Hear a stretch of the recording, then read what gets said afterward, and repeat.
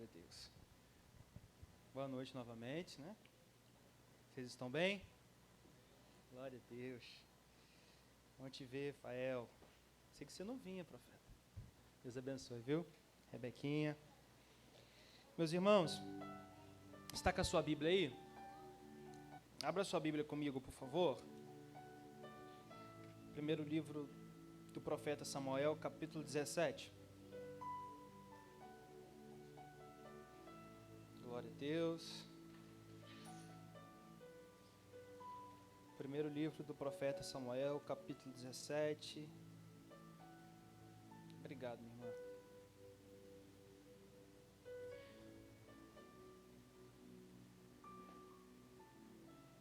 Vamos ler o versículo 40 juntos.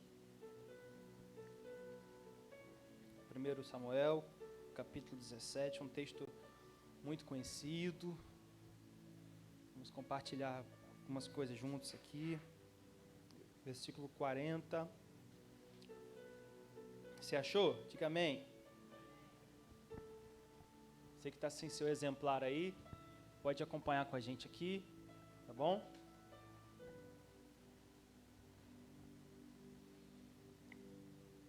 Diz assim o texto: E tomou seu cajado na mão e escolheu para si 5 seixos do ribeiro, ou pedras, e pô-los no alforje de pastor que trazia, a saber, no surrão, e lançou mão da sua funda e foi-se chegando ao filisteu.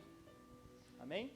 Você deixa a sua Bíblia aberta, a gente vai passeando por alguns versículos desse capítulo 17, tá bom? Eu preciso só criar uma roupa para a gente aqui. O contexto, o contexto histórico aqui fala de a nação de Israel lidando por uma mudança de governo, e aqui é uma guerra que está acontecendo entre o povo de Deus, entre a nação filisteia, uma guerra que era muito comum naquela época. A nação de Israel lidando com uma mudança de governo que antes era teocrático, depois passou a ser um governo monárquico. O governo teocrático, traduzido é o governo de Deus, era Deus que governava o povo através de profetas, juízes e sacerdotes. Deus governava o povo, a gente conhece alguns juízes, alguns profetas. O último, antes dessa mudança de governo, era o profeta Samuel. E um detalhe interessante sobre ele é que ele era profeta, ele era juiz e também era sacerdote. Ele exercia essas 3 funções. E Deus governava o povo, a gente conhece as histórias, o mover do Senhor.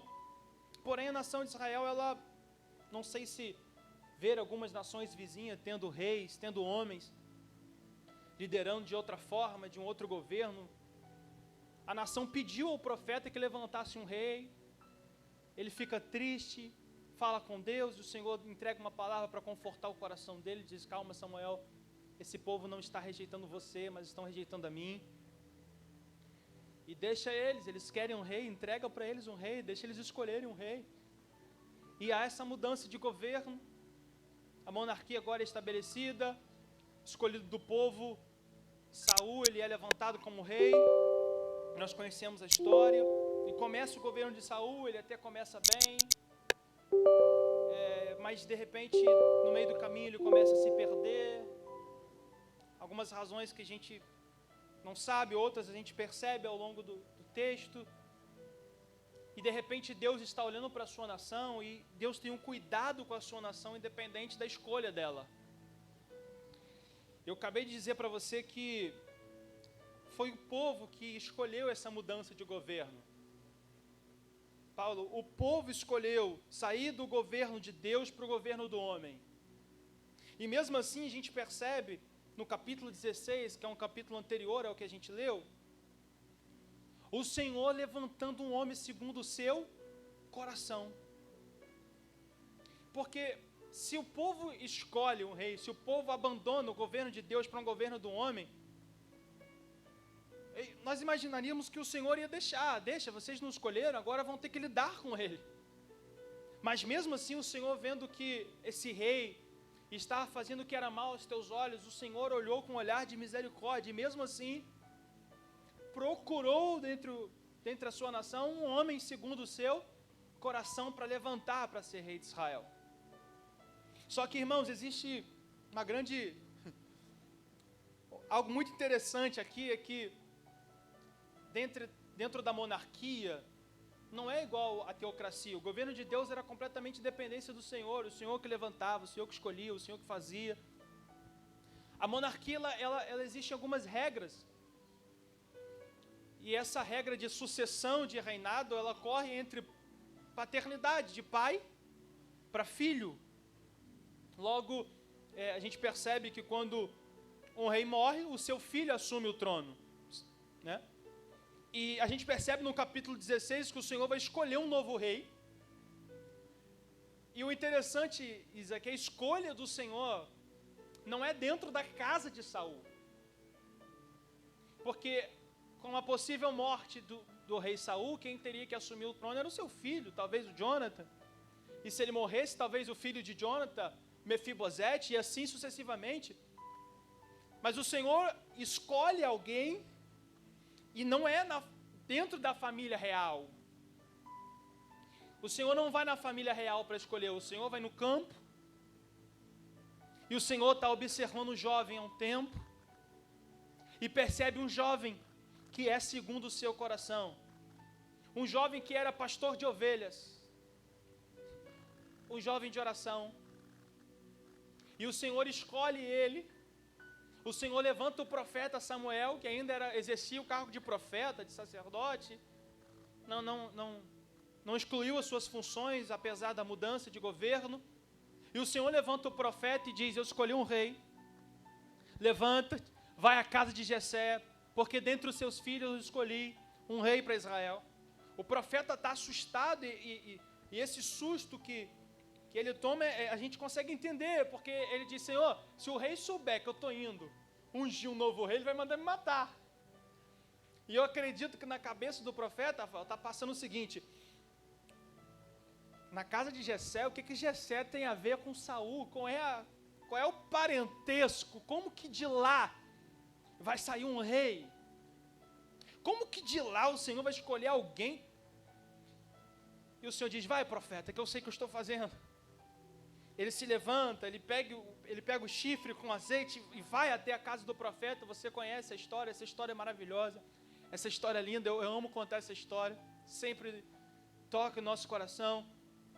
O profeta chega até lá, está todo mundo assustado. A presença de um profeta, quando ele chega em um lugar, na casa de alguém, não era muito comum, então o povo já logo ficava assustado.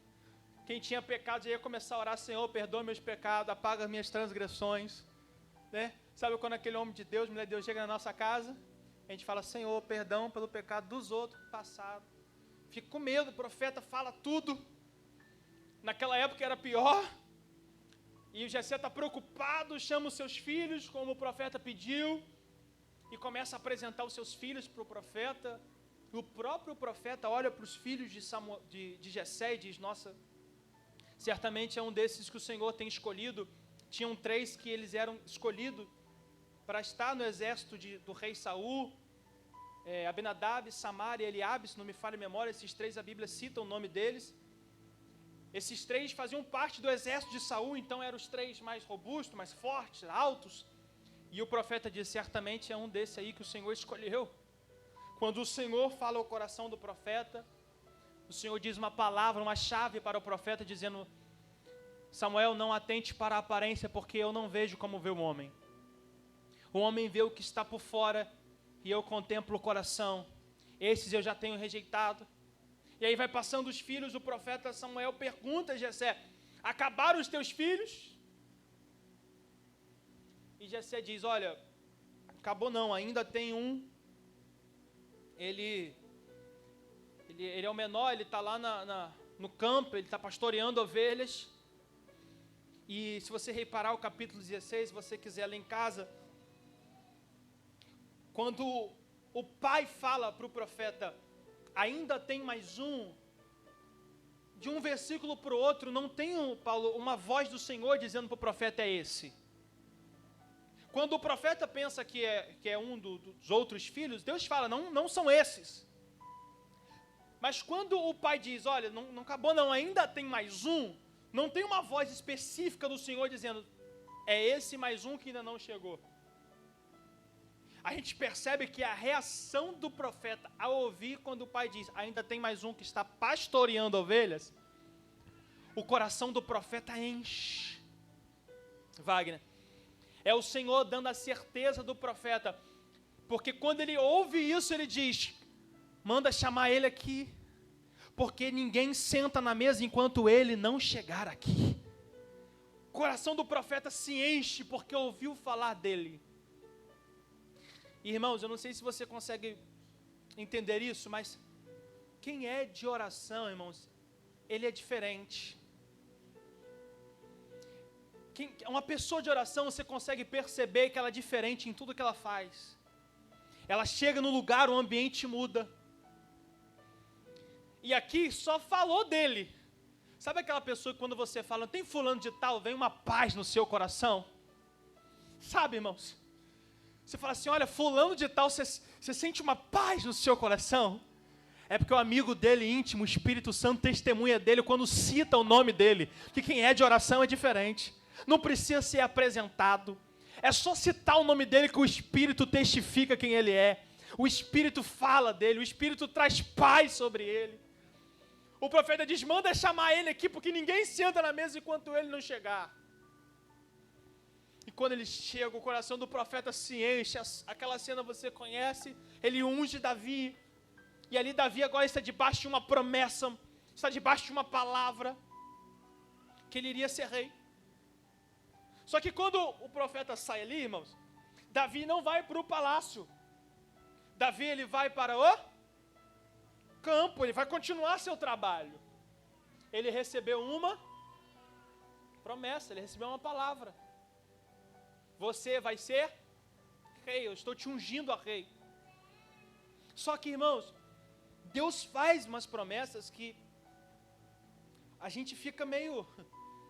Porque na ótica humana de enxergar, Rebeca, não tem lógica, porque o Senhor escolheu alguém que não faz parte de uma família real, que não nasceu com sangue real. Aqui o Senhor está escolhendo alguém que não tem indicação de ninguém, não nasceu filho de rei. Detalhe, dentro da sua própria casa, irmãos, alguns comentam sobre isso, talvez ele seja um pouco excluído dentro da sua própria casa, por algumas razões, não dá tempo para a gente citar agora, mas por algumas razões, ele era aquele que era excluído, por isso que talvez o pai nem chama ele para participar daquela reunião. Ou seja, o contexto daquele jovem Mateus era um contexto difícil, um contexto que ele era rejeitado, um contexto que ele não era bom para fazer nem serviço de exército, porque nem para isso ele foi chamado, ele ficou pastoreando ovelhas, um serviço que ele ficava lá, escondido. Só que alguém viu ele lá, só que alguém enxergou ele lá e entregou uma promessa para ele, e a vida desse jovem mudou completamente. O profeta não trouxe ele direto para o palácio, o profeta entregou uma promessa. E é só isso que ele precisava, irmãos, uma promessa. Vamos lá? Uma promessa. Quem tem promessa aqui, levanta a mão. Você não está muito feliz não, né? Quem tem promessa aqui, levanta a mão. Aleluia.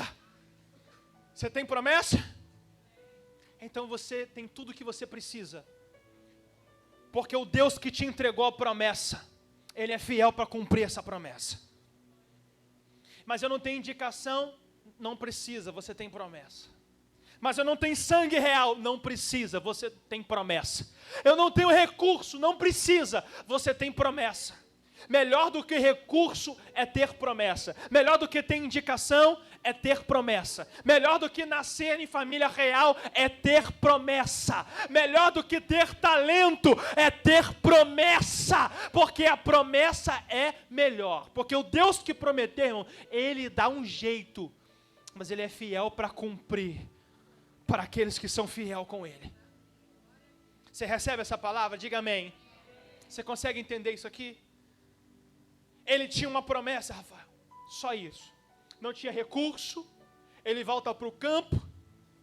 Não está no texto, mas a gente precisa pensar, Wagner, que o pensamento dele é: esse profeta ficou maluco. Como que eu... Talvez ele pensou, irmãos, a gente pode conjecturar, como que eu posso ser rei, sendo que nem parte da família real eu faço, sendo que, olha para mim, nem meu pai me escolhe para... Talvez ele pensou isso, mas ele tinha promessa e algo dentro dele impulsionava ele. E aí o tempo foi passando e o Senhor de algumas formas começou a trazer Davi à tona, porque algumas oportunidades começaram a aparecer e Davi começou a... No capítulo 17, nós temos uma guerra. E a guerra aconteceu da seguinte forma: existiam 2 montes. Em um monte ficava o povo filisteu, tinha um vale, e outro monte. E nesse outro monte, o povo de Deus. Conseguiram entender aí? Um monte, vale e monte. Povo de Deus, vale, filisteus. De repente, essa guerra ela começa a tomar um rumo estranho, porque um dos filisteus, que eles o chamaram de o campeão deles, desceu ao vale e começou a assustar o povo de Deus por causa do seu tamanho. Era um homem de aproximadamente 3,5 metros, 3,40 metros, 3 metros. Grande, forte, com armadura, e ele desce com uma espada enorme e começa a afrontar o povo de Deus. E ele dizia: dá-me homem para que lute comigo, que se esse homem me vencer, nós seremos seus servos, mas se eu o vencer, vocês serão nossos servos. E de repente a guerra, irmãos, está sendo perdida porque ninguém desce. Nenhum homem, Gustavo, quis descer para essa guerra. Ninguém. Todo mundo olhava e dizia: vai você. Fulano, vai tu. Eu tenho família, vai tu, cara. Olha lá. 3,40 metros. Você imagina, irmão, o tamanho do homem. Ninguém quis descer. O próprio Saul diz: vai não, eu sou rei, vai você, se eu morrer.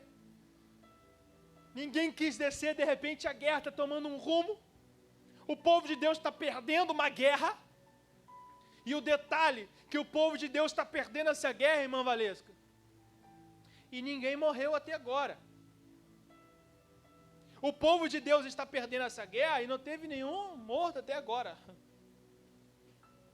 Davi é enviado pelo seu pai para ver como estavam seus irmãos. A guerra durava alguns dias. Eu acredito que essa estava em 40 dias, mais ou menos, se não me falha a memória. E Davi é enviado para ver como estavam os irmãos, pelo seu pai, Jessé, e levar comida para eles, né? Não foi motoboy, porque na época não tinha moto, mas ela era canela boy, né? Versão canela. Ele foi levar comida, Mateus. O pai diz: leva comida. Estou imaginando a cena, irmãos. Leva comida para os seus irmãos, vê como é que eles estão e corre de lá. Sai correndo. Já viu seu tamanho, sua estrutura. Papai não quer perder você. Então leva lá, vê como estão seus irmãos e retorna para casa. Davi vai levar comida para os irmãos. Chega lá, Davi pergunta como estão os irmãos, como está a guerra, e de repente a notícia chega para Davi: Davi, nós estamos perdendo a guerra. Eu imagino, tá, irmão? Estou conjecturando. Davi perguntando: meu Deus, e morreram quantos? Ninguém morreu até agora não. Explica uma coisa: como é que vocês estão perdendo a guerra se ninguém morreu? Não, é porque você vai entender. E Davi conversando com eles, Davi ouviu o gigante gritar: dai-me homens, para que lute comigo, não tem ninguém aí não? Se vocês me vencerem, nós seremos teus servos, mas se eu vencer, vocês serão nossos servos, manda alguém. Davi ouviu. Quando Davi ouviu, disse: vocês estão perdendo a guerra por causa disso? E a unção toma Davi, ele diz assim: ó, quem é esse incircunciso filisteu para afrontar o exército do Deus vivo? E Davi faz uma pergunta, Ana, que é uma pergunta chave. Davi diz assim, ó, o que o rei vai entregar para quem vencer esse homem? O que o rei vai entregar para quem vencer esse campeão? E alguém diz, ó, Davi, o rei vai entregar riquezas, vai ficar isento de pagar imposto e vai casar com a filha dele. Davi ouve isso. Davi tem só uma palavra, irmãos. Davi tem uma promessa. Davi tem uma promessa. E quem tem promessa, ele precisa andar ligado, irmãos. Você tem promessa? Você precisa andar ligado. Porque uma hora Deus vai fazer uma oportunidade aparecer. Você consegue pegar essa chave aqui? Vou repetir para você gravar. Se você quiser, anote isso. Quem tem promessa precisa estar ligado. Porque uma hora, uma oportunidade vai aparecer. E essa oportunidade você precisa estar preparado. Porque tem uma frase que eu gosto muito, eu não recordo agora o autor, mas ele diz que o sucesso é o encontro do preparo com a oportunidade. Conseguiu pegar? O preparo com a oportunidade. Você tem promessa? Sim ou não? Vocês estão aí? Você tem promessa? Sim ou não? E deixa eu te perguntar agora, você está preparado? Amém? A pergunta mudou, né? Você tem promessa, sim ou não? E você está preparado? Porque a qualquer momento a porta pode abrir e você está preparado para exercer, para viver essa promessa que Deus te entregou? Você está preparado para pisar nessa terra que Deus te prometeu? Você está preparado ou você está esperando a promessa cair do céu? Porque, irmão, deixa eu te falar uma coisa. O que cai do céu é chuva, irmãos. Você precisa estar preparado. Você precisa se comportar de acordo com a sua promessa. Você precisa investir debaixo dessa promessa. Não adianta você ter promessa se você não investe nisso, irmãos. Não adianta você ter promessa se você não busca, se você não vive como tal. Não adianta, você precisa estar preparado. Você está preparado, você está preparada para quando a sua casa se converter, a promessa se cumprir, você está preparado para isso?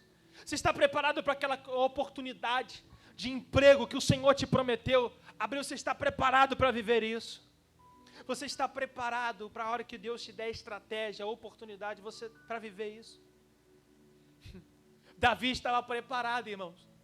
Do jeito dele e de Deus. Deus estava preparando ele. Eu vou te explicar como já já. Você precisa estar preparado. E deixa eu te falar uma coisa. Você precisa ser o melhor nisso que Deus te entregou. Você precisa ser o melhor naquilo que Deus te entregou. Amém? Busca isso. Seja o melhor nisso. Estude isso. Valorize isso. Porque quando a oportunidade aparecer, o Senhor vai fazer assim com você, ó. Davi ouviu, pastor Hélia, o que o rei vai entregar? Riqueza, isenção de imposto, bom, né? Casar com a sua filha. Espera aí. Então significa que se eu vencer o gigante, eu entro para a família, e eu tenho promessa para ser rei. Se para ser rei precisa fazer parte da linhagem real, essa é a minha oportunidade de entrar para a família. Está todo mundo olhando para o gigante e vendo uma dificuldade, vendo um obstáculo, vendo um gigante, vendo um campeão do povo filisteu, Davi olha para ele com um olhar espiritual e disse: o Senhor já entregou essa guerra nas minhas mãos. Esse gigante já foi vencido, e não foi aqui, foi no espiritual. Davi diz: eu vou contra esse gigante. Alguém pega Davi, leva até Saul. Saul diz: meu filho, vem cá que eu vou falar com você. Tem certeza que você quer ir, meu filho? Você tem experiência? Olha a sua estrutura, olha o seu tamanho. Tem certeza que... Davi vai contar para ele algumas histórias, minha pastora. Davi diz assim: ó, rei, quando ninguém estava vendo, enquanto eu pastoreava as ovelhas do meu pai, veio o urso tentar pegar as ovelhas do meu pai. E pegou, eu fui atrás dele, feri o urso, matei ele, livrei a ovelha da boca daquele urso. No outro dia, tadinho, o leão, não conhecendo a história do urso, tentou a mesma coisa. Peguei ele, matei ele e livrei a ovelha. Aí Davi libera uma palavra, irmão, isso aqui é uma chave. E da mesma forma que o Senhor me entregou o urso e o leão, o Senhor fará com esse filisteu. Ele estava dizendo: o Senhor já estava me preparando para esse momento. Alguém pegou isso aqui, gente? O Senhor já estava, Rafael, me preparando para esse momento. Agora pega isso aqui. Você consegue perceber que as guerras vão aumentando? Consegue?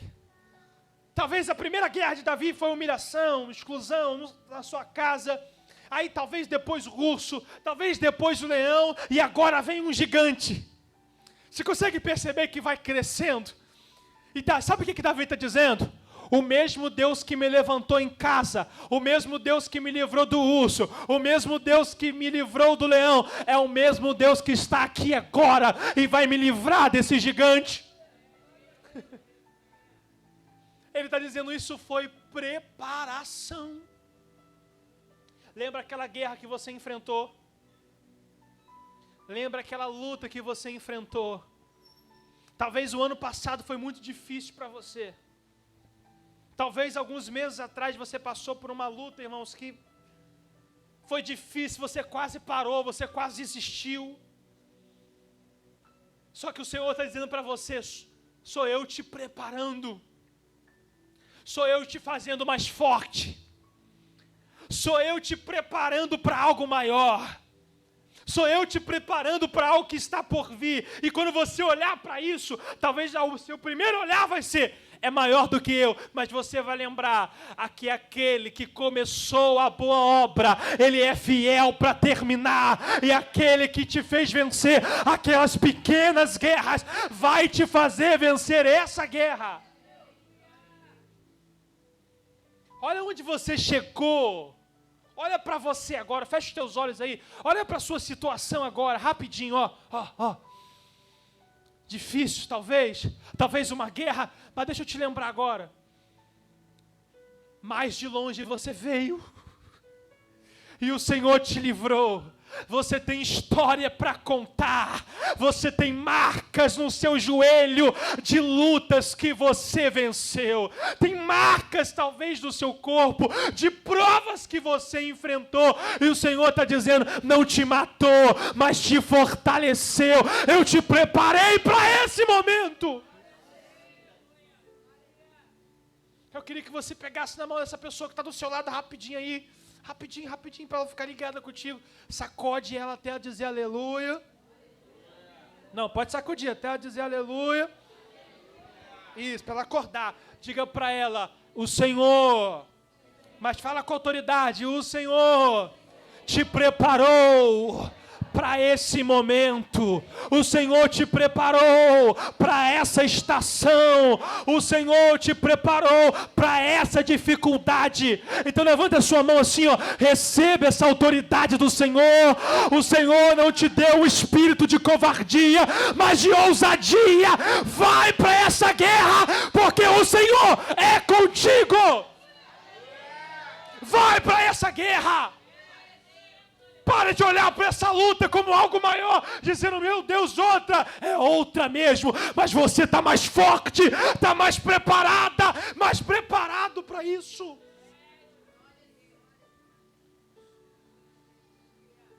O Senhor te preparou para esse momento. Mas por que tanta luta, não aguento, vai vir outra. Deixa eu te dizer uma coisa aqui, talvez vai ser uma notícia tão ruim. Não vai parar não, irmão. É aí até o arrebatamento. Vai ser gigante diferente, mas vão vir. Mas em cada estação o Senhor tem um escape para os seus. Em cada estação, Gustavo, o Senhor tem um livramento para os seus. Em cada fase o Senhor tem algo para os seus. Então deixa eu te falar isso. Fica tranquilo. Talvez você está olhando, parece ser maior do que você. Mais forte que você. E realmente, fisicamente é. Mas deixa eu te falar um segredo dos filhos. Dos filhos. Filho não ganha guerra no braço. Filho ganha guerra no secreto. Irmão, se você entender essa chave aqui, acabou, é só isso aqui. Filho não ganha guerra no braço, ele ganha no secreto. Não dá para ganhar nada aqui fora, se você não ganhar aqui dentro primeiro. As guerras externas, as vitórias são frutos do que você conquistou no interno, no secreto. Davi diz para Saul, Davi diz depois para o gigante, você vem a mim com lança e escudo, mas eu vou a ti em nome do Senhor dos Exércitos. E eu tenho uma palavra para quem está cansado espiritualmente. Eu recebi essa palavra antes de sair de casa. Se você está cansado, exausto espiritualmente, eu tenho uma palavra para você agora. Cuidado, que você pode estar guerreando com a força do seu braço. Cuidado, porque você pode estar cansado, porque você está usando a arma errada, está usando a ferramenta errada. Cuidado, porque filho de Deus, filha do Senhor, as nossas guerras são aqui, ó. Enquanto você usar a força do seu braço, enquanto você gritar, enquanto você tentar dar jeitinho, você vai correr e não vai adiantar. Você precisa entender isso, essa guerra é espiritual. Você precisa alinhar, você precisa ter o equilíbrio da sua atitude, do espiritual. Ele está preparado, mas ele diz, eu vou a ti em nome do Senhor. A pedra vai ser só um instrumento, eu vou a ti em nome do Senhor. Aleluia. Ele conta a história para Saul, ele diz, Senhor já me fez vencer outras guerras e essa não será diferente. O Saul, tá bom, você vai, mas vem cá um pouquinho, por favor, vem cá. Aí Saul pega, Valesca, sua armadura, né? Saul era um pouco mais alto que Davi, mais fortinho. Coloca a armadura em Davi. Meu filho, vem cá, deixa eu te proteger.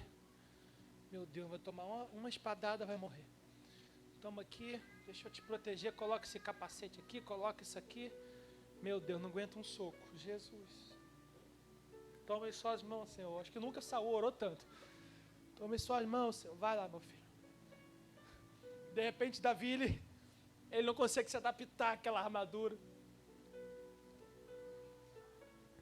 E aí Davi se incomoda, acredito que o Senhor ministra o coração dele, ele começa a tirar, diz, sai.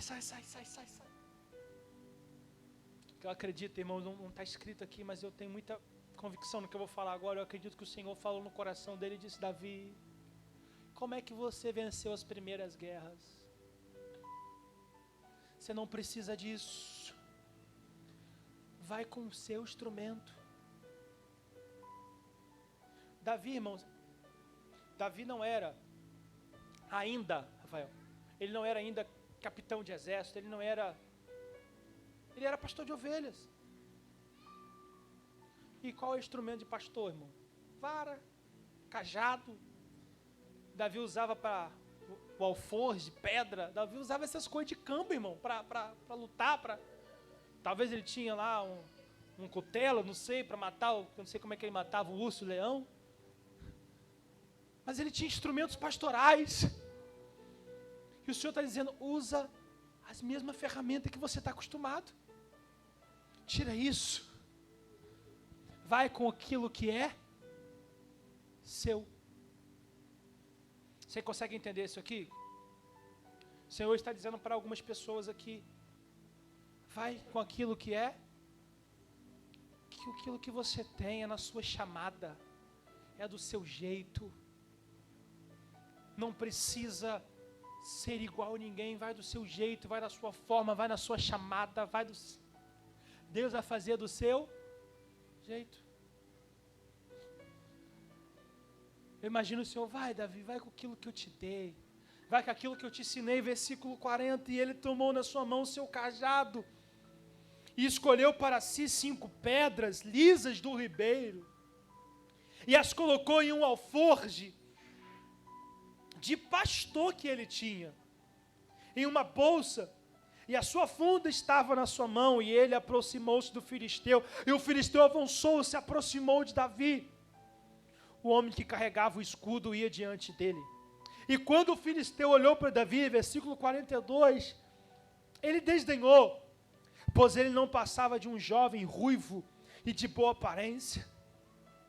E o filisteu disse a Davi: eu sou um cão, para que venhas a mim com varas? E o filisteu amaldiçoou Davi em nome dos seus deuses.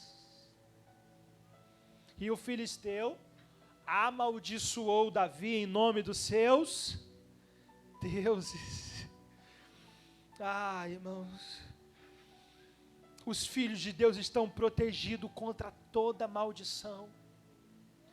Deixa eu liberar essa palavra para alguém. Levante a sua mão, por gentileza. Não há encantamento, não há palavra contrária, não há maldição hereditária, não há maldição proferida. Quando estamos em Cristo Jesus, tudo isso é quebrado. Tudo isso é quebrado. Deixa eu te entregar essa palavra para você que tem medo de maldição hereditária, para você que tem medo: não, mas fulano de tal da minha família teve isso, fulano de tal disse isso sobre mim. Em Cristo, a sua descendência é dele, você é dele, e nenhuma ferramenta preparada vai prevalecer. Porque o gigante amaldiçoou. Agora me prova alguma maldição do gigante pegando em Davi. Não pega, irmão. E o filisteu, 44, disse a Davi: vem até mim, e eu darei a tua carne às aves do céu e aos animais do campo. Então disse Davi ao filisteu: tu vens a mim com uma espada e com uma lança e com escudo, mas eu vou a ti em nome do Senhor dos exércitos, o Deus dos exércitos de Israel, a quem tu desafiaste. Neste dia o Senhor te entregará na minha mão, e eu te ferirei e arrancarei de ti a cabeça, e darei as carcaças dos exércitos dos filisteus nesse dia para as aves do céu e para os animais selvagens da terra, para que toda a terra possa saber que há um Deus em Israel. Aleluia. Deixa eu te falar sobre isso aqui, irmãos. Essa guerra estava afrontando o povo de Deus, sim ou não? O Senhor queria livrar o povo, sim ou não? Mas o que precisava, irmãos, para o Senhor livrar o povo? Precisava de alguém para dizer: eis-me aqui. Davi está dizendo: a causa disso aqui não é só uma vitória pessoal. Você afrontou o exército do Deus vivo. E ninguém afronta Deus e permanece de pé para contar a história. Mas você consegue perceber que Deus proporcionou tudo isso. E Deus queria levantar alguém. E esse alguém veio de longe. Esse alguém era Davi. Mas você consegue perceber que precisou Davi tomar uma atitude para Deus fazer? Você consegue perceber isso? Precisou Davi se posicionar para Deus fazer. Precisou Davi escolher 5 pedras. Existe um historiador, ele diz que a história dos hebreus, Flávio Josefo, ele diz que as 5 pedras é porque Golias ele tinha 4 irmãos gigantes, então Davi pega 5, dizendo: se o outro vier, eu já estou preparado. Eu acho isso incrível. Ele pega 5 pedras, ele se prepara, ele desce, ele vai, ele profere a palavra, ele faz a sua parte. Ele lança a pedra. E diga-se de passagem, que mira abençoada, irmão. Diga-se de passagem. Uma mira tem outra explicação, irmão. O gigante, a pedra vai na testa do gigante, fere, ele cai. A única explicação disso aqui é Deus. É Deus. É Deus. Mas você percebe que Deus usou Davi? Levante sua mão que eu preciso liberar essa palavra para a sua vida. Deus está te levantando. Alguém recebeu? Deus está te levantando. O Senhor está te levantando essa noite. O Senhor está te levantando porque talvez a sua casa está passando um deserto e o Senhor está te levantando para ser um Davi para essa nação chamada casa. O Senhor está te levantando com coragem para ser um instrumento dele no meio dessa guerra. O Senhor está te levantando e Ele está dizendo: vai do seu jeito, vai na sua força, que eu vou fazer através de você. Você crê que o Senhor vai te dar capacidade? Diga amém. Você crê que o Senhor vai te dar capacidade? Você crê que o Senhor vai te dar conhecimento? Você crê que o Senhor vai te dar sabedoria? Você crê que o Senhor vai te dar estratégia? Você crê que o Senhor vai guiar as pedras que você vai escolher? Você crê que o Senhor vai te dar a força que você precisa? Você crê nisso? Então receba isso em nome de Jesus. O Senhor já te entregou. O Senhor já te entregou. Só precisa ir, Davi. É por isso que eu falo, ele tem uma palavra. Rafael, nós precisamos ter uma palavra, irmão. Eu só preciso ter uma palavra. Jesus tentou ensinar isso para os discípulos. Isaac, Jesus chamou os discípulos e disse assim: vocês vão para o outro lado, passemos para o outro lado, vamos até o outro lado do mar, vamos junto, tá? Entraram no barco e foram. Jesus dorme no barco e de repente uma grande tempestade. E os discípulos estão preocupados e tentam tirar água. Daqui a pouco acorda Jesus disse assim: homens, vós não tendes pequena fé. Na outra tempestade. A primeira é: vós não tendes fé. Para aí, irmão, será que os discípulos fizeram errado? Eu teria acordado Jesus, irmão, também. Você não faria o mesmo? Sim ou não? Se eu não tivesse morrido de medo antes, eu tinha chamado Jesus. Sim ou não? Mas ele está dizendo: vós não tendes fé? Porque ele está dizendo: eu liberei uma. Vocês estão comigo? Eu liberei uma. E qual foi a palavra que eu liberei? 4:35. Vamos para o outro. Se eu disse que nós vamos chegar do outro lado, por que vocês estão com medo? Aleluia! Se eu disse que vamos chegar do outro lado, por que estão com medo? vocês estão debaixo de uma, nós chegaremos do outro lado. Você está entendendo isso aqui, irmão? Por favor. Você está debaixo de uma palavra. Qual é a palavra que ele liberou sobre você?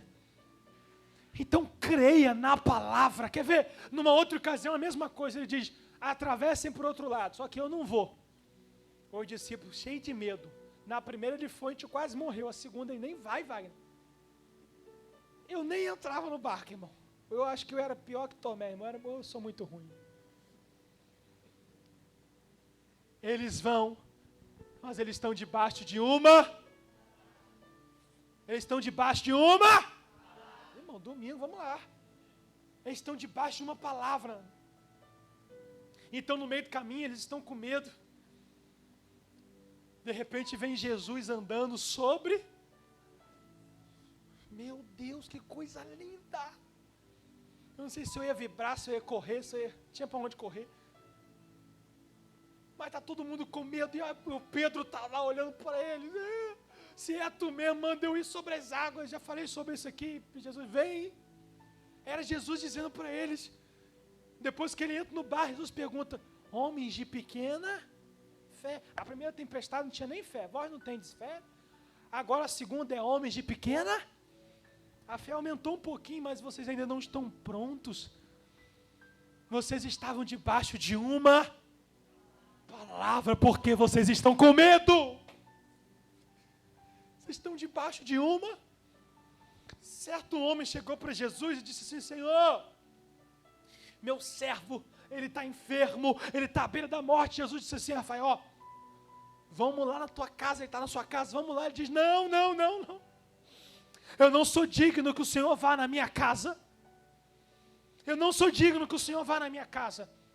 Senhor, eu tenho funcionários. E eu digo para eles, sai daqui e vai para lá. E eles obedecem. Faz o seguinte, libera uma. Vamos lá, gente, libera uma palavra e o meu servo ficará curado. Ele estava dizendo, só basta uma palavra. A hora que você entender que você está debaixo de uma palavra, nada mais te segura, gigante nenhum te para. Você está debaixo de uma palavra. É isso que você precisa entender. Davi estava debaixo de uma palavra.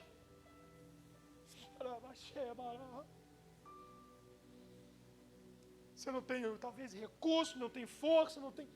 Mas você está debaixo de uma palavra. E eu vou te lembrar que a palavra, pega essa chave, pelo amor de Deus. A palavra tem o poder de criar do nada.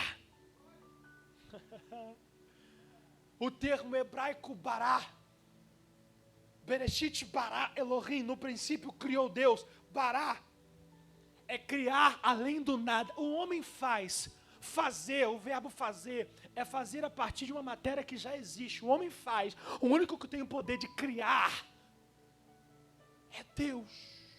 E como que Deus cria? Haja luz. Ele cria através da palavra. João capítulo 1, versículo 1, no princípio era o verbo, e o verbo estava com Deus, e o verbo era Deus. Você tem uma palavra, levanta a mão já para você estar alegre comigo. Você tem uma palavra, é só isso que basta. Vá para cima, que Deus que te deu a palavra é contigo. Pisa naquele lugar, vive esse ambiente, vai, porque Deus é contigo. Você tem uma palavra, meu filho. Tem um texto em Atos que eu amo. Que é quando Paulo está naufragando, e o Senhor disse, todos que ficarem no barco não vão morrer. Paulo diz, ninguém sai do barco. Só que o barco estava quase quebrando, mas eles estavam debaixo de uma palavra. Vai enjoar disso agora. Eles estavam bem debaixo de uma palavra. E a palavra era, não saia do barco. Só que o barco está quebrando. E a lei da sobrevivência é, se vai quebrar, eu vou pular, porque vai quebrar. Eu vou tentar me salvar nadando.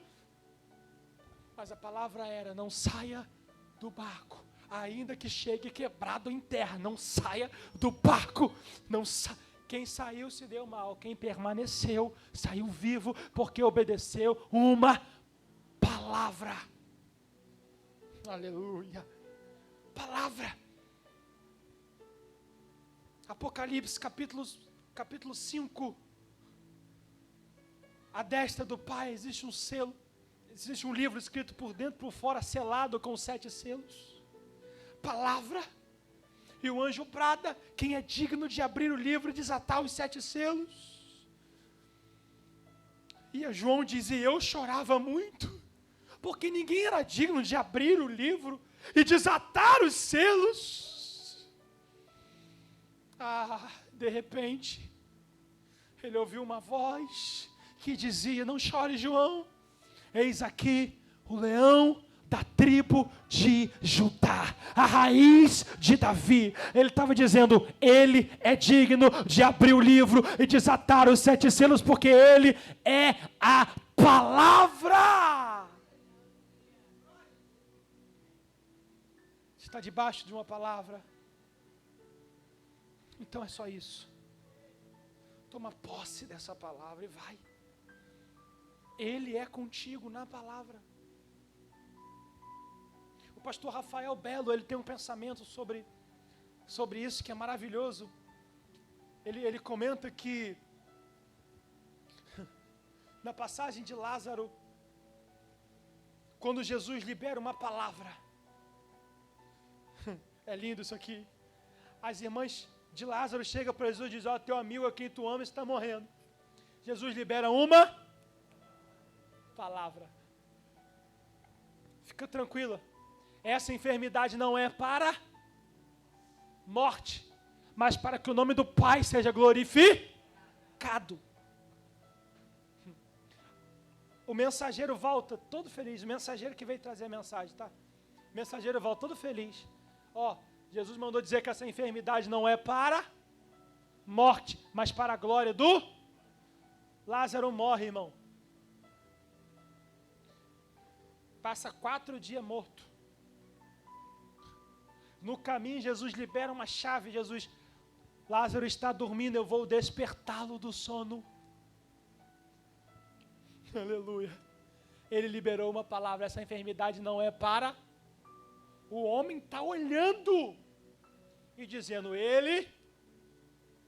Na lei do homem, uma das maiores certezas, eu ouvi isso esse dia no velório com o pastor Fábio, alguém disse: a maior certeza da vida é a morte. A minha é a salvação. Mas a lei do homem, o homem está vendo que ele morreu. Mas existiu uma palavra liberada sobre ele: essa enfermidade não é para morte, mas para a glória de Deus. E essa é o X da questão. Você precisa escolher aquilo que você está vendo e uma palavra que foi liberada. Porque aquilo que você está vendo, o cenário que você está vendo, talvez é um cenário que diz totalmente o contrário da palavra que foi liberada. Amém?